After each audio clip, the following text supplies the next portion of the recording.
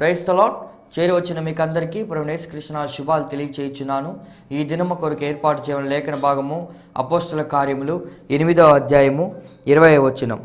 అందుకు పేతురు, నీవు ద్రవ్యం ఇచ్చి దేవుని వరము సంపాదించుకొందునని తలంచుకొనినందున నీ వెండి నీతో కూడా నశించునుగాక. Praise the lord. దేవునికి స్తోత్రం. Hallelujah, hallelujah, hallelujah. Shalom, maranatha. Praise lord. మీ అందరికీ ప్రత్యేకమైన వందనాలండి.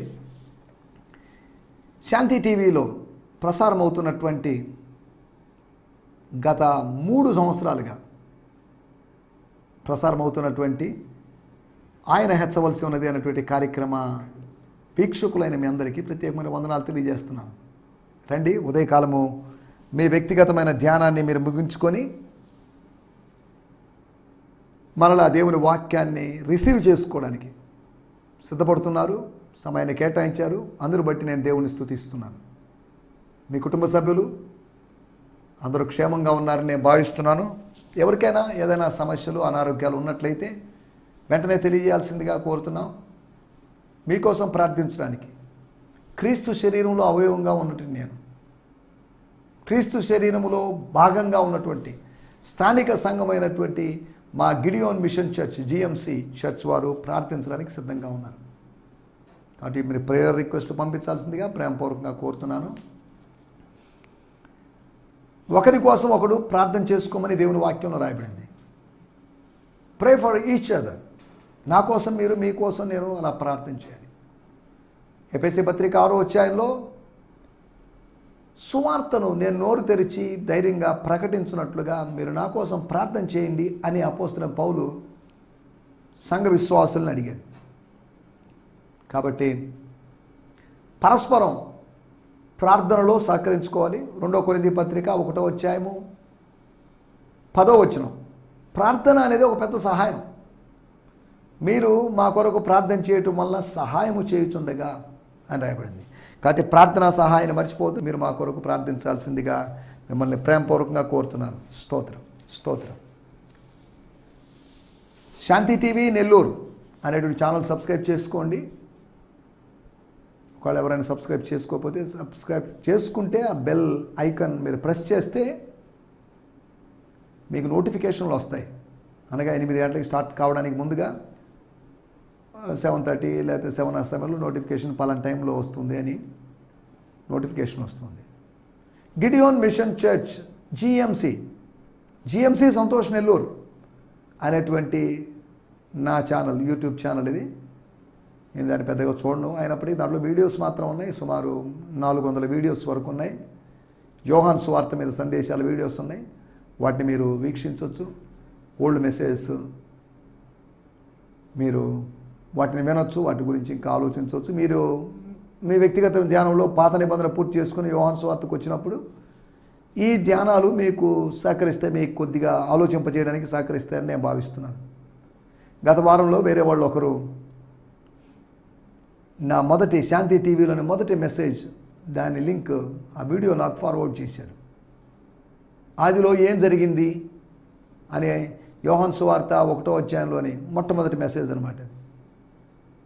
అప్పుడు మెసేజ్ నుంచి ఇప్పుడు సుమారు 1334 మెసేజ్లు అయిపోయినాయి. 1300 మెసేజ్లు. దేవుని స్తోత్రం, హల్లెలూయా. యోహాను సువార్తలో 3 సంవత్సరాలు ఇంచుమించు 1100 మెసేజ్లు ఇవ్వడానికి ప్రభు సాయం చేశాడు. 21 అధ్యాయాలు ఉన్నటువంటి యోహాను సువార్తలో నుంచి 1100 మెసేజ్లు. అపోస్తల కార్యములో 28 అధ్యాయాలు ఉన్నటువంటి అపోస్తల కార్యము నుంచి 365 మెసేజ్లు. ఇన్ని మెసేజ్లన్నీ యోహాను సువార్త. ఈ 1300 మెసేజ్ల్లో యోహాను సువార్త, అపోస్తల కార్యముల మెసేజ్లు మాత్రమే ఉన్నాయి. మనం కవర్ చేయాల్సినవి ఇంకా 20 అధ్యాయాలు కవర్ చేయాలి. మనం 20 అధ్యాయాలు ఈ సంవత్సరంలో మనం కవర్ చేయాలి. తర్వాత మనం వేరొక పత్రికలోకో, లేకపోతే వేరొక సువార్తలోకో, లేకపోతే పాత నిబంధనలోకో ఎక్కడికైనా వెళ్ళడానికి మనం ప్రయత్నం చేద్దాం. దేవుని స్తోత్రం. దేవుని నడిపింపు ప్రకారం అలా చేద్దాం. స్తోత్రం. నిన్నటి ఎపిసోడ్లో వాక్యమును అంగీకరించడం అంటే విశ్వసించడం. అంగీకరించాను అని చెప్పి తృణీకరించలేము. ఎందరైతే ఆయన నామమును విశ్వసిస్తారో అనగా ఆయన నామమును అంగీకరిస్తారో అట్టి వారికి, అటువంటి ప్రజలకి దేవుని పిల్లలు, చిల్డ్రన్ ఆఫ్ గాడ్ అనేటువంటి అధికారము, టైటిల్ ఇవ్వబడుతుంది. స్తోత్రం అని యోహాను సువార్త 1:12 రాయబడింది. మనకు తెలిసిన వాక్య భాగమే. నేను ఎందుకు చెప్పానంటే, దేవుని వాక్యము ఎవరికి వస్తుందో, అదే సమయంలో యోహాను సువార్త 10వ దేవుని వాక్యము ఎవరికి వచ్చెనో వారు దైవములు అని రాయబడింది. దేవుని వాక్యము ఎవరి దగ్గరికి వచ్చిందో ఆ వాక్యం ఎవరి దగ్గర, నా దగ్గరికి వచ్చింది, నేను అంగీకరించాలి. లూకాసు వార్త 3వ వాక్యము యోహాను దగ్గరికి వచ్చింది. ఏ వాక్యం లేండి అనుకోలేదు, దాన్ని అంగీకరించాడు, అన్వయించుకున్నాడు, ఆశీర్వదించబడ్డాడు. అన్వయించుకుంటే ఆశీర్వదించబడతాం, అలక్ష్యం చేస్తే ఉన్న ఆశీర్వాదాలు పోగొట్టుకుంటాం. ఆదికాండము 15వ 1వ యెహోవా వాక్కు దర్శనమందు అబ్రహాముకు వచ్చింది అని రాయబడింది. వాక్యము దర్శనమందు వచ్చింది. వాక్యము ఒక ఇమేజ్ లాగా స్వరూపంగా వచ్చింది, స్వరూపంతో వచ్చింది. వాక్యము స్వరంలాగా వస్తుంది, స్వరూపంతో వస్తుంది. యేసుక్రీస్తు నరావతారిగా లోకానికి వచ్చాడండి. 33.5 సంవత్సరాల వాక్యము నరావతారి అయింది. వాక్యము స్వరూపాన్ని ధరించుకుంది, వాక్యము శరీరాన్ని ధరించుకుంది, వాక్యము ఆకృతిని, ఆకారాన్ని ధరించుకుంది. శరీరము లేనటువంటి వాక్యము ఆయన సశరీరుడిగా మన మధ్యలో ప్రత్యక్షమైన, మంచి శరీరము కలిగిన వాడిగా ఆయన శరీరము లేనివాడిగా ఉన్నాడు. నరావతారంలో శరీరాన్ని ధరించుకుని, నీవు నాకు ఒక శరీరమును అమర్చితివి అని హెబ్రీ పత్రిక 10వ రాయబడింది. ఆయనకి తండ్రి అనే దేవుడు కుమారుడికి ఒక శరీరాన్ని అమర్చాడు. పరిశుద్ధాత్మకు శరీరం లేదు, దేవునికి శరీరము లేదు. కానీ యేసు ప్రభు 33.5 సంవత్సరాల శరీరంలో ఉన్నాడు. ఉండాల్సిన పరిస్థితి వచ్చింది. మానవాళి కోసం, మానవుల మధ్యలో ఉండడం కోసం, మానవాళి రక్షణ కోసం, మానవాళి కోసం చనిపోవడం కోసం ఆయన అలా చేశాడు. నేను ఇవన్నీ ఎందుకు చెప్తానంటే, వాక్యము వచ్చింది, వాక్యమును అంగీకరించడం. వాక్యాన్ని ఎలా అంగీకరించాలని 4 విషయాలు చెప్పుకున్నాం. ఒకటి, సమరయ ప్రజల్లాగా, యేసుక్రీస్తు కాలములో సమరయ ప్రజల్లాగా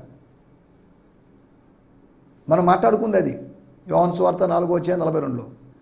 కానీ అపోస్తల కార్యములు 8వ సమరయలో ఎలా అంగీకరించాలనడానికి మనం వేరువేరు వాక్య భాగాల్ని చదివినప్పుడు, వాటిని పోల్చుకొని చూస్తున్నప్పుడు దాన్ని బట్టి మనం స్టెప్ వేస్తాం.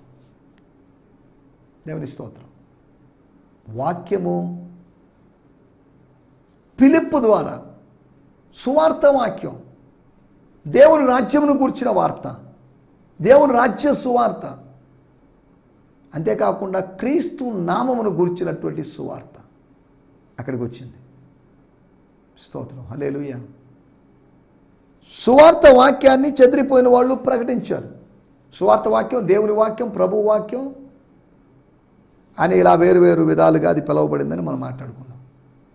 సమాధాన సువార్త, గాస్పల్ ఆఫ్ పీస్, కృపా సువార్త, గాస్పల్ ఆఫ్ గ్రేస్. స్తోత్రం. ఇవన్నీ ఎందుకు చెప్తున్నా అంటే, వాక్యమును అంగీకరించడం అంటే నీ హృదయంలోకి తీసుకోవడం, డౌన్లోడింగ్ ఇన్ యువర్ హార్ట్ అని అర్థం. నీ డీప్ హార్ట్లోకి తీసుకోవడం అని అర్థం. ఎస్, ఇది నాదే కాదా, ఎవరో విసిరాడు, దాన్ని పట్టుకున్నాం. అలాగే స్వర్గము విసిరిన దాన్ని, స్వర్గము విసిరిన రొట్టె ముక్కని, వాక్యపు రొట్టె ముక్కను పట్టుకునే వాళ్ళుగా ఉండాలి. ధనవంతుడి బల్లం మీద నుంచి పడు రొట్టె ముక్కల్ని లాజరు పట్టుకున్నాడు. పట్టుకోకపోతే కుక్కలు వచ్చి పట్టుకుంటాయి. కుక్కల కన్నా లాజరు బలవంతుడు కనుక, మనిషి బలవంతుడు కనుక, ధనవంతుని బల్ల నుంచి, శ్రీమంతుడగు దేవుని బల్ల నుంచి, దేవుని సన్నిధిలో నుంచి, పరలోకంలో నుంచి మనకు జీవవాక్యాలు వస్తున్నప్పుడు వాటిని పట్టుకోవాలి లాజర్లాగా. స్తోత్రం, హల్లెలూయా. లాజరు పట్టుకుంటుంది, కుక్క పట్టుకుంటుంది, తేడా ఉంది. లాజరు శ్రమను, శారీరకమైన బాధను అనుభవిస్తూ పట్టుకున్నాడు. కుక్కలకు అటువంటిది ఏం లేదు. కుక్కలు సుఖంగా ఉండి పట్టుకుంటున్నాయి. లాజరు ఒక్కడే, కుక్కలు అనేకం ఉండొచ్చు. లాజరు ఉన్నాడు, కుక్కలు ఉన్నాయి, ఈగలు కూడా ఉన్నాయి. చూడండి, ఈగలు ముసురుకోవా?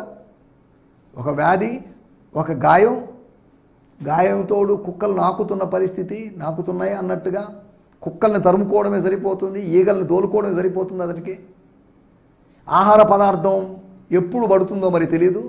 ఆకాశం నుంచి స్వర్గపు దూత ఎప్పుడు బెతస్సా కోనేట్లో దిగుతాడో తెలియదు. దిగినప్పుడు నీళ్లు కదిలించబడతాయి. ఇక్కడ కూడా రొట్టె ముక్క పడంగానే కదలిక, కుక్కల్లో కదలిక వస్తుంది, లాజర్లో కదలిక వస్తుంది, ముసురుకున్నటువంటి ఈగల్లో కూడా కదలిక వస్తుంది. ఈగల గురించి రాయబడలేదని నేను చెప్తున్నానంటే అర్థం చేసుకోవడానికి, ఆ సిచ్యువేషన్ సినారియోని అర్థం చేసుకోవడానికి ఈ విషయాలు చెప్తున్నాను. వాక్యాన్ని ఎలా చేస్తున్నాం, ఎలా రిసీవ్ చేసుకుంటున్నాం మనం? ఒక చెవితో విని ఒక చెవితో వదిలేసేవాళ్ళలాగా ఉండకూడదు. సమరయ వారు అంగీకరించారు. వాళ్ళు అంగీకరిస్తే మనకెందుకులేండి? వాళ్ళు అంగీకరించారు అంటే దాని అర్థం సమరయ వాళ్ళకి యూదా వారికి ఉన్నటి శత్రుత్వం తొలగిపోయింది, సమసిపోయింది. వాళ్ళ మధ్యలో ఉన్న అడ్డుగోడ కూలిపోయింది. సువార్త ద్వారా దేవుడు మనిషికి మధ్యలో ఉన్న ఆ అడ్డుగోడను దేవుడు కూల్చేస్తున్నాడు. మణిపూర్లో కుకీలకి, మైతీస్ అనేటువంటి వాళ్ళ మధ్యలకి ఎథ్నిక్ క్లాషెస్ జరుగుతున్నాయి, వర్గ పోరు జరుగుతుంది, సంఘర్షణ జరుగుతుంది, వాళ్ళ మధ్యలో భేదాభిప్రాయాలు ఉన్నాయి. అది కేవలం పొలిటికల్ అని, ల్యాండ్ ఇష్యూ అనే ఇలా అనేవాళ్ళు. సరే, ల్యాండ్ ఇష్యూ అనుకుందాం. అలాగైతే 250 సంఘాలు, మందిరాలు తగలబెట్టబడ్డం ఏంటి? ల్యాండ్ ఇష్యూలు ఇంచుమించు ప్రతి చోట జరుగుతున్నాయి. ల్యాండ్ ఇష్యూలు ఉన్న చోట చర్చలు కాల్చలేదు కదా, క్రైస్తవుల మీద దాడులు జరగలేదు కదా. దాన్ని ఒక కోణంలో చూసి దాన్ని, ఆ సమస్యను పక్కదారి మళ్ళిద్దాము అని మణిపూర్లో జరుగుతుంది. మత కల్లోలమే, దాని వెనుకాల రిలీజియస్ ఫెనటిక్స్ ఉన్నారు, మత ఛాందసవాదులు ఉన్నారు అనే విషయాన్ని మనం గుర్తించాలి. ఇవన్నీ ఎందుకు చెప్తున్నానంటే, సువార్త ద్వారా శత్రుత్వం సమసిపోతుంది. సువార్త మిత్రత్వాన్ని, స్నేహబంధాన్ని పెంచుతుంది. వాక్యము కలుపుతుంది, విభజించేది కాదు. సత్యవాక్యము విభజిస్తుంది అనే కాదు, సత్యవాక్యము కలుపుతుంది, సమీకరింపజేస్తుంది. అది మనం గుర్తుపెట్టుకోవాల్సిన మాట. దేవుని స్తోత్రం, హల్లెలూయా. వాళ్ళు, సమరయ వాళ్ళు దేవుని వాక్యాన్ని అంగీకరించారు. యోహాను సువార్త 4వ అధ్యాయంలో వాళ్ళిద్దరి మధ్యలో శత్రుత్వం ఉంది. అమ్మ నీళ్ళు ఇమ్మంటే నీళ్ళు ఇవ్వలేమనింది, నీకేం లేదు, తోడుకోవడానికి ఏమి లేదనింది. నీళ్ళు ఇవ్వడానికి కూడా శత్రువు దప్పికొని ఉంటే నీళ్ళు ఇవ్వు, పానీయం ఇవ్వు, ఆహారం పెట్టు అని బైబిల్లో రాస్తే, శత్రువు, యేసుప్రభు శత్రువే కాదు, ఆయన అజాత శత్రువు, ఆయన అందరి స్నేహితుడు, అందరి మిత్రుడు. మొట్టమొదటిసారిగా ఆమెని కలుస్తున్నాడు. ఎప్పుడో పరిచయం ఉన్నట్టయా, మీకు మాకు కుదరదు, నీ దగ్గర ఏం లేదు కదా, నేను నీకు నీళ్ళు ఇవ్వలేను కదా అని అన్నట్టుగా మాట్లాడితే పర్లేదురా, నో ప్రాబ్లం. నువ్వు ఇవ్వకపోయినా నేను ఇవ్వడానికి సిద్ధంగా ఉన్నాను. ఏమిస్తావు నువ్వు? నీవు సాధారణ జలం ఇవ్వలేమో, యాకోబు బావిలో నీళ్ళు ఇవ్వగలవేమో, కానీ నేను యెహోవా దేవుని యొద్ద ఉన్నటువంటి వాక్యపు జలాలను ఇవ్వగలను. యాకోబు బావి జలాలు కాదు, యెహోవా బావి జలాలు. యెహోవా బావి జలాలని రాయబడలేదు రండి, నేను మీకు అర్థం కావాలని చెప్తున్నాను. స్తోత్రం. అనగా వాక్యమును అంగీకరించడం అనే దాని గురించి చెప్తున్నాను. ఇవన్నీ చెప్పాల్సి వచ్చింది. ఒక స్వీయ స్వకీయ గ్రహింపుతో అంగీకరించాలి. మేము తెలుసుకున్నామండి, మా మట్టుకు మేము తెలుసుకున్నాం. మాకెవరు చెప్పాల్సి, మాకు మత మార్పిడి ఎవరు చేసింది లేదు. మాకు ఆ సహోదరి, మా సిస్టర్ ఒక ఆమె చెప్పింది, ఫోటీనా అనేటువంటి సిస్టర్ మాకు చెప్పారు. సమరయ స్త్రీ పేరు లేండి, అది బైబిల్లో లేదు, చరిత్రలో ఉన్న విషయం. కాబట్టి ఆ సిస్టర్ చెప్పింది, అంతవరకే. సిస్టర్ చెప్పింది అనేది జస్ట్ బేసిక్. కానీ 2 రోజులు మాతో ఆయన గడిపాడు కనుక లోకరక్షకుడు డిక్లేర్ చేసి చెప్తున్నాం.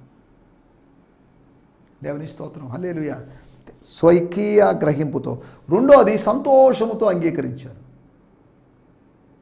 పేతురు ప్రసంగాన్ని పెంతెకోస్తు రోజు ముందు కొద్దిగా అయోమయాలు, సందేహాలు లేకపోతే ఇవన్నీ ఉన్నాయేమో కానీ తర్వాత సంతోషంతో వాళ్ళు అంగీకరించారు. మూడో విషయం సత్యమని ఎంచి. నాలుగో విషయం సేవకులకి ఆ వాక్యం కాదు, స్వర్గపు వాక్యమని భావించి. దేవుని స్తోత్రం, హల్లెలూయా. సేవకుల వాక్యం కాదు, ఇది స్వర్గపు వాక్యం. టీవీ స్పీకర్ల వాక్యం కాదు అది, ఇది దేవుని వాక్యం అని మనం భావించాలి. వీటి గురించి మనం నిన్నటి ఎపిసోడ్లో ఆలోచించాం. మనకు సమయం లేదు కనుక ఇంకా కొద్ది సమయం మాత్రమే ఉంది. ఇంకొక 11-12 నిమిషాల సమయం ఉంది కనుక మన దేవుని వాక్యాన్ని ధ్యానించుకుందాం. మన ధ్యానం నిమిత్తమై అపోస్తుల కార్యములు 8వ అధ్యాయము 20వ వచనం. అందుకు పేతురు, నీవు ద్రవ్యమిచ్చి దేవుని వరం సంపాదించుకొందునని తలంచుకొనినందున నీ వెండి నీతో కూడా నశించునుగాక. ఎందుకు పేతురు? ఈ అధికారము నాకీయుడని అడిగాడు. ఇవ్వగలరా అని కాదు, అడిగాడు. నాకు ఇస్తే బాగుంటుందండి, మీరు ఫ్రీగా ఇవ్వడం ఎందుకు వదిలేండి, ఒక డబ్బులు తీసుకుని ఇవ్వండి అనగా లంచం ఇవ్వ చూపాడు. నేను చదువుతున్నాను, వాడుక భాషలో కూడా చదువుకుందాం. ఫాదర్స్ లైఫ్ న్యూ టెస్టిమెంట్లోంచి 8వ అధ్యాయము 20వ వచనం. స్తోత్రం, స్తోత్రం. But Peter said to him, may your silver be destroyed. నీ వెండి నీతో నశిస్తుంది అని కాదు, నశించే అవకాశాలు బోర్డులోనే కాదు, మేబీ నశించే అవకాశం ఉంది. లేకపోతే may your silver be destroyed along with you. నీతో కూడా, నువ్వు నీ వెండితో కూడా సస్తావు. నీ సావు నువ్వు సావురా, వెండిని తీసుకొని జీవించు, వెండితో జీవించు. వెండితో జీవించాలని వెండికి విలువనిచ్చావు, కానీ వాక్యం బోధించిన సేవకులకు విలువనివ్వలేదే. సేవకులను వ్యాపారస్తుల్లాగా చూశావే.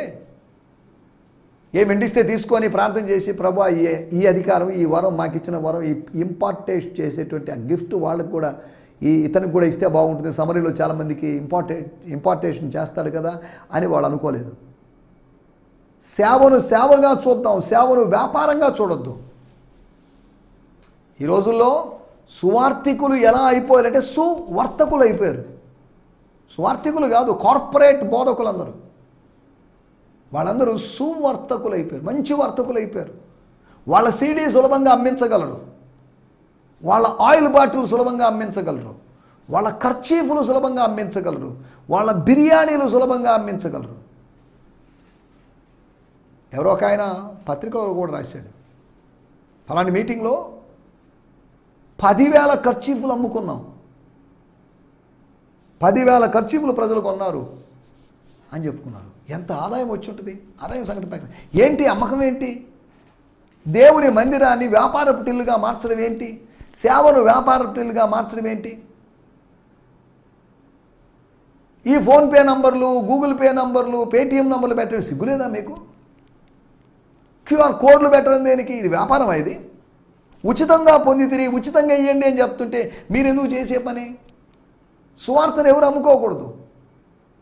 యేసును అమ్మినటువంటి యూదా ఇస్కరియోతులాగా ఈ అంత్య దినాల్లో సేవకులు, ఆ రోజు ఒక్క యూదా ఇస్కరియోతే, మొదటి శతాబ్దంలో, 21వ శతాబ్దంలో వేల మంది యూదా ఇస్కరియోతులు తయారైపోయారు, అమ్ముతున్నారు. నమ్మండ్రా బాబు అని మనకి ఇస్తే మనం అమ్మే పనిలో ఉన్నాం. పాత రోజుల్లో మా చిన్నప్పుడు ఎర్రటి రంగు నీళ్ళు బాటిల్లో పోసుకొని యేసు రక్తం అని చెప్పేసి అమ్మి విస్తారంగా డబ్బులు సంపాదించుకున్న వాళ్ళు ఉన్నారు. ఎన్ని విచారకరమైన విషయాలు, మనం వీటిలోకి వెళ్ళలేదండి. స్తోత్రం. నూనె అమ్ముకొని లక్షలు సంపాదించుకున్న వాళ్ళు ఉన్నారు, ప్రార్థనా తైలం అని చెప్పి. జాగ్రత్త దేవుని సేవకులారా, అప్కమింగ్ సేవకులారా, ఇప్పుడు రైజ్ అవుతున్నట్టు ఏమైనా సేవకులారా, ఇటువంటి వ్యాపారాత్మక ధోరణికి వద్దు. అక్కడికి మీ విశ్వాసాలను ప్రోత్సహించొద్దు, అక్కడికి మీరు వెళ్ళొద్దు. వ్యాపారం ఉన్న చోట దేవుని ఆత్మ పనిచేయదు, అక్కడ దురాత్మలు పనిచేస్తాయి. God he's called us to build up the people, not to do business. Business చేయడానికి దేవుడు మనల్ని పిలవలేదు. అమ్మకస్తుడిగా ఉండడానికి కాదు దేవుడిని పిలిచింది, నమ్మకస్తుడిగా ఉండడానికి పిలిచాడు. దేవుని స్తోత్రం. వ్యాపారస్తుడిగా ఉండడానికి దేవుడిని పిలవలేదు, విశ్వాస వీరుడిగా ఉండడానికి దేవుడిని పిలిచాడు. కానీ వ్యాపారస్తులు అనేకులు, విశ్వాస వీరులు కొద్దిమంది ఉన్నారు. సరే, ఏదేమన్నప్పటికీ వీటిలో కూడా వెళ్ళదు. వాడుక భాషలో చదువుకుందాం. అపోస్తుల కార్యములు 8వ అధ్యాయము 20 వచనం. పేతురు దేవుని వరాన్ని డబ్బుతో కొనగలిగినని అనుకున్నావు కనుక ఈ డబ్బు నీతో నాశనమైపోని. Peter rebuked him and said, పేతురు అతన్ని గద్దించి ఇలా అన్నాడు, your money will go with you to destruction. నువ్వు నీ డబ్బు రెండు కలిసి నాశనానికి, పాతాళానికి వెళ్ళిపోతాయి. How could you even think that you could purchase God supernatural gift with money. అరే బుద్ధి లేనుడా, ఓ మూర్ఖుడా, ఓ అవివేకి, ఓ ముష్కరుడా, హృదయానికి సున్నతి లేనివాడా, బాప్తిజం తీసినప్పటికీ బుద్ధి మారనివాడా. స్తోత్రం. How could you even think that you could purchase God's supernatural gift with money. దేవుని వరాన్ని మానవుల డబ్బుతో, అన్యాయపు సిరితో, ఆత్మీయ వరాన్ని అన్యాయపు సిరితో కొనాలనేటువంటి ఆలోచన అపవాది ఆలోచన. ఈ మాట వింటుంటేనే మాకు అసహ్యంగా అనిపిస్తుంది. ఈ రోజుల్లో ఇట్టి వ్యాపార విధానాలు చూసినప్పుడు పేతురు, యోహానులు, ఆది అపోస్తులు గుండెలు బాదుకుంటారేమో. ఏంటి బిర్యానీ అమ్మకాలు, ఏంటి నూనె అమ్మకాలు, ఏంటి కర్చీఫ్ అమ్మకాలు, ఏంటి పుస్తకాలు సీడీల అమ్మకాలు, ఏంటని గుండెలు బాదుకుంటారేమో. చూడండి, హైదరాబాద్ నగరంలో ఒక ప్రవక్త అయితే నా అపాయింట్మెంట్ కావాలంటే ఇస్తాను, దానికి అంత ఖర్చు అవుతుంది, ఇంత ఖర్చు అవుతుంది, దానికి ఒక టీవీ ప్రోగ్రామ్ స్పాన్సర్ చేయాలని వ్యాపారం. చూడండి, స్తోత్రం. ఈ అబద్ధ ప్రవక్తులందరికీ దేవుడు ఒక గడువు పెట్టాడు. ఈ సువర్తకులందరికీ దేవుడు ఒక గడువు పెట్టాడు. సువర్తకులు అంతమైపోయి సువార్థికులు రాబోతున్నారు, సత్య సువార్థికులు రాబోతున్నారు. అబద్ధ ప్రవక్తలు అంతమై సత్య ప్రవక్తలు రాబోతున్నారు. దేవుని స్తోత్రం, హల్లెలూయా. ఇందులోంచి నీ తలంపు సరిగా లేదు, నీ థింకింగ్ సరిగా లేదు, నీ మైండ్ సెట్ సరిగా లేదు. సరిగా లేనటువంటి తలంపుల గురించి మనం ఒకటి, సీమోని యొక్క తలంపు సరిగా లేదు. తలంపు తల వంపు తెచ్చేటట్టుంది. మన తలంపు తల వంపు చేసేట్టుగా తలను పైకెత్తే విధంగా ఉంచాలి. అపోస్తల కార్యము 2వ అధ్యాయము 15వ వచనంలో మనం గమనిస్తే, మీరు ఊహించినట్లు వీరు మత్తులు కాదు. మీరు ఏదో ఊహించేస్తున్నారు. ఊహాగానాలు ఎక్కువైపోయినాయి. కొంతమందికి ఊరిని చూడండి, ఏదో ఊహించేస్తారు. మీరు ఏదో ఊహించుకుంటున్నారు. ఆపండి, మీ ఊహలు ఆపండి, దీనికి వివరణ ఇస్తా నేను అని పేతురు. These people are not drunk and like you think they are, for it is only 9 o'clock in the morning. ఉదయం 9 గంటలైతే మందు తాగారని. 3rd hour, ఇది జూయిష్ మార్నింగ్ ప్రేయర్ టైం, యూదుల యొక్క ప్రార్థనా సమయం, ఉదయకాలపు ప్రార్థనా సమయం అయితే మద్యంతో తాగారని ఏదో కామెంట్లు ఏంటని, మీ కామెంటరీ ఏంటి, మీ వ్యాఖ్యానం ఏంటి అని పేతురు గారు గద్దింపుగా మాట్లాడారు. ఒకటి, యూదుల తలంపు సరిగా లేదు. పెంతెకోస్తు పండగ రోజు ఆ శబ్దం విని, ఆ గాలి వంటి ధ్వని విని, లేదా ఆ దృశ్యాన్ని విని, ఆ దృశ్యాన్ని చూచి వచ్చినటువంటి యూదుల్ని గుంపుగా కూడినటువంటి యూదులను ఉద్దేశించి గద్దించినటువంటి పేతురు పరిస్థితి మనం అక్కడ చూస్తున్నాం. తలంపులు సరిగా లేవు. సీమోని యొక్క తలంపులు సరిగా లేవు, యూదుల యొక్క తలంపులు సరిగా లేవు. 5వ అధ్యాయం 4వ వచనం, 3వ విషయాన్ని, అది నీ దగ్గర ఉన్నప్పుడు నీ డబ్బు నువ్వు ఎంత అమ్ముకున్నా కానీ, ఎన్ని లక్షలు అయినా కానీ నీ దగ్గర ఉన్నప్పుడు నీదే. అమ్మిన తర్వాత కూడా అది నీదే కదా. అపోస్తులమైన మా పాదాల దగ్గర పెట్టేంత వరకు నీదే కదా. నీ చేతిలో, నీ అకౌంట్లో, లేకపోతే లిక్విడ్గా ఉన్నా ఎలా ఉన్నా కానీ ఇది నీదే కదా. ఎందుకు ఇంత చిన్న లాజిక్ మిస్ అయిపోయావు? దీనివల్ల అబద్ధం ఆడి మోసం చేసి ఎందుకు అని మాట్లాడుతున్నా కానీ జరిగిన విషయాలు మనకు తెలుసు, మనం వాటిలోకి వెళ్ళడం లేదు. అననీయ దంపతుల యొక్క తలంపులు సరిగా లేవు.